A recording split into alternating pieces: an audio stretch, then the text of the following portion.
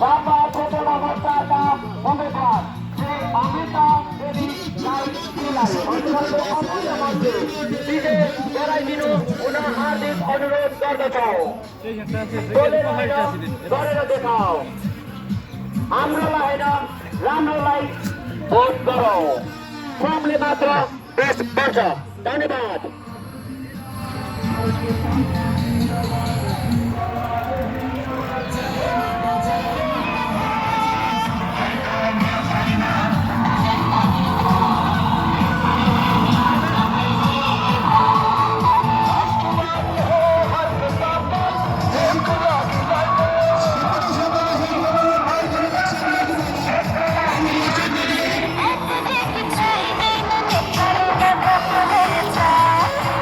ल आदरणीय दर्शक महानुभावहरू, हामी छौँ अहिले सिम्बल चोकको बस्तीमा।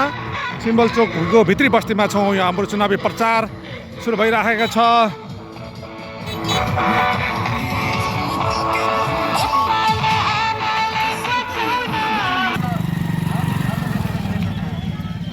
हेलो हेलो हो आदरणीय साथीहरू, अब हामी आइसकेका छौँ चन्द्रडाँगी। अब यहाँ चुनावी माहौल छ।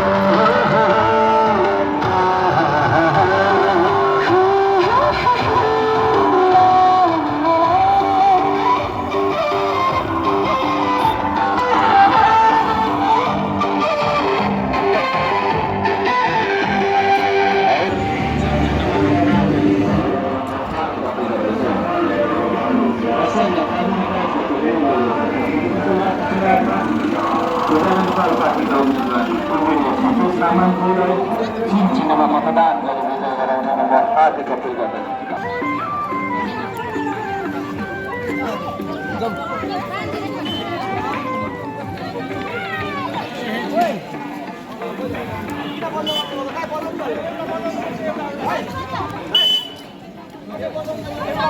यहाँ विकासका कुराहरू धेरै कुराहरू छन्। यहाँनिर हाम्रो यस ठाउँमा घाँस कपास स्वास्थ्य शिक्षादेखि लिएर यहाँ हाम्रा माई बिरिङ लगायत यी साना नदी नालाहरू पनि धेरै छन् र यो नदी नालालाई कसरी एउटा बाटोमा सही बाटोमा हिँडाउने, यसलाई कसरी नियन्त्रण गर्ने भन्ने कुराहरू धेरै कुरा छ। त्यसै गरी सुकुम्बासी समस्याहरू पनि छ। त्यसले गर्दा हामी चाहिँ विदेशबाट ऋण लिएर होइन, आफै परिश्रम गरेर नै देशको विकास गर्नेमै छौँ। त्यसले गर्दा हाम्रो एउटा संस्कृति, प्रकृति र प्रविधि मार्फत र श्रमदान मार्फत हामी देशको विकास गर्नेछौँ। त्यसैले गर्दाखेरि यहाँ धेरै कामहरू हामीले गर्न बाँकी छौँ। तपाईँहरूलाई पनि यी पुराना दल कतिपयले एउटा यहाँ चाहिँ एमसिसी पास गरिसकेको छ। नदी नालाहरू बेच्ने पार्टीहरू पनि छ। त्यसै गरी यहाँ सार्वजनिक जग्गा बेच्नेहरू, कल कारखाना बेच्नेहरू पनि हुनुहुन्छ। उहाँहरूसँग तपाईँहरू समाधान बन्नुहोस्। हामीलाई नै हामी भोट माग्छौँ, भरिसके हामीलाई नै भोट दिनुहोस् भनेर भन्छौँ। यदि हामीलाई दिनुहुन्न भने पनि यो नयाँ चाहिँ आज भारतीय दलाल, अमेरिकन दलालहरू आइसकेको छन्, यहाँनिर लागिसकेको छन्। त्यो देश बेच्नको लागि नेपालमा एउटा अमेरिकन दलालहरूले परेड खेल्न थालिसकेको छ। एमसिसी पास गरिसकेको छ। यो एमसिसी कति एउटा घातक हो भन्ने कुरा सायद तपाईँहरूले बुझ्नु नै भएको होला, सुन्नु नै भएको होला। त्यसले गर्दा जिल्लामा तपाईँहरूले होस पुर्याउनुहोस्। यसपालिको चाहिँ एकदमै राम्रो मान्छेहरूलाई चुनेर पठाउनुहोस्। म योभन्दा पनि अगाडि पनि विभिन्न सङ्घ संस्थामा बसेर काम गरेको हो र यो ठाउँमा महिलालाई उठाएछ पुरुषहरू छैन भनेर भन्ने कुराहरू पनि मैले सुनेछौँ। हाम्रा धेरै पुरुषहरू पनि हुनुहुन्छ, यहाँ धेरै महिला साथीहरू पनि हुनुहुन्छ। तैपनि म एउटा महिलालाई कमजोर नठान्नुहोस् भन्न म चाहन्छु। त्यसले गर्दाखेरि मैले अघि पनि भने म विभिन्न सङ्घ संस्थामा बसेर काम गरिसकेको मान्छे हो र यहाँ हाम्रो श्रम संस्कृति पार्टी एउटा नगर कमिटी, गाउँ कमिटी, टोल कमिटी, विभिन्न कमिटीहरू छ। त्यसैले अहिले आजभन्दा धेरै अगाडिदेखि नै उहाँहरू श्रममा जुटिराख्नु भएको छ, सायद तपाईँहरूलाई थाहा नै होला। त्यसैले गर्दाखेरि हामी श्रमदाता हो। हाम्रो कुनै पार्टीको झन्डा पनि हुँदैन। पार्टीको झन्डा बोक्न थालेपछि नेपालको झन्डा चाहिँ एकदमै लोप भएर जाने रहेछ। त्यसले गर्दाखेरि हाम्रो झन्डा, नेपालको झन्डा नै हाम्रो राष्ट्रिय झन्डा हो, हाम्रो पार्टीको झन्डा नै राष्ट्रिय झन्डा हो। त्यही उद्देश्यको साथ हामी हिँडिरहेको छौँ। हामी नेता होइनौँ, हामी सबै श्रमदाता हौँ। श्रम गर्नुलाई नै हामी विश्वास गर्ने हाम्रो पार्टी हो।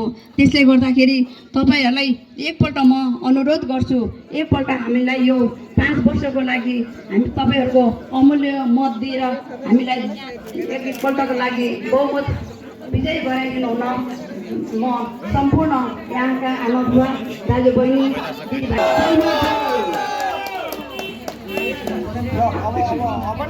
हाम्रा उम्मेदवार प्रत्यक्ष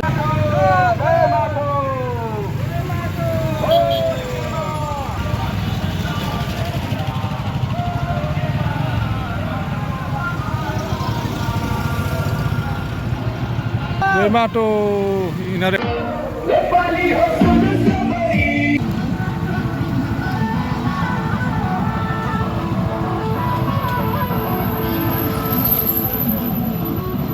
को ठक बस्तीमा आइपुगेका छौँ हामी। अब त्यहाँबाट हामी दाहिने घर दैलो कार्यक्रममा हामी दाहिनेपट्टि छिरिरहेका छौँ।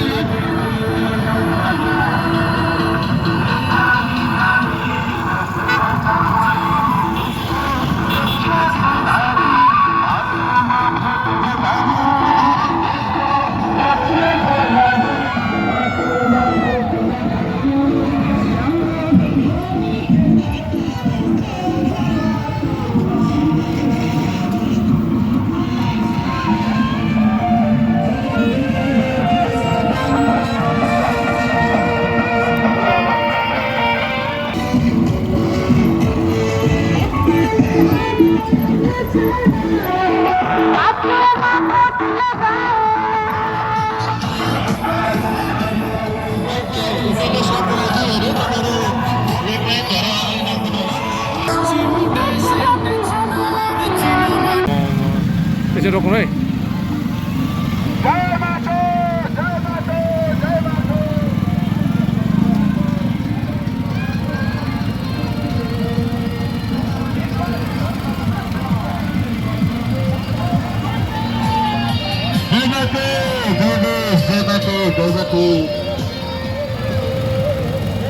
जय माटो,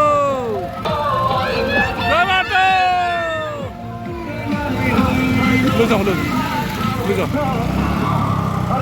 माटोमा नेपाली जनता के भन्छ, फर्क सम्हाल्यौ भन्छ।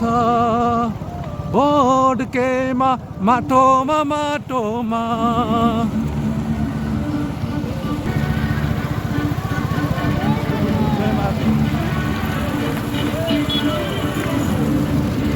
ल हेलो आदरणीय गाइस साथीहरू, अब हामी बैदार चोक हुँदै हामी लाग्यौँ। हामी मेरो भोट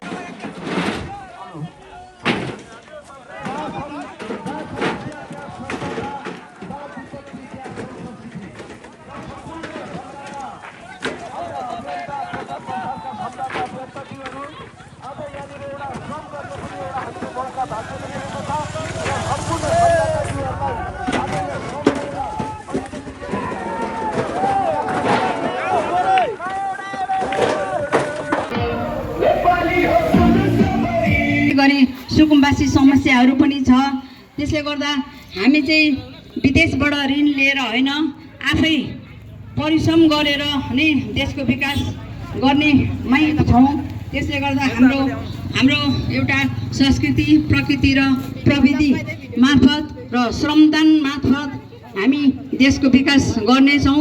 धेरै पुरुषहरू पनि हुनुहुन्छ, यहाँ धेरै महिला साथीहरू पनि हुनुहुन्छ, तैपनि म एउटा महिलालाई कमजोर नठान्नुहोस् भन्न म चाहन्छु। त्यसै रोक्नु है।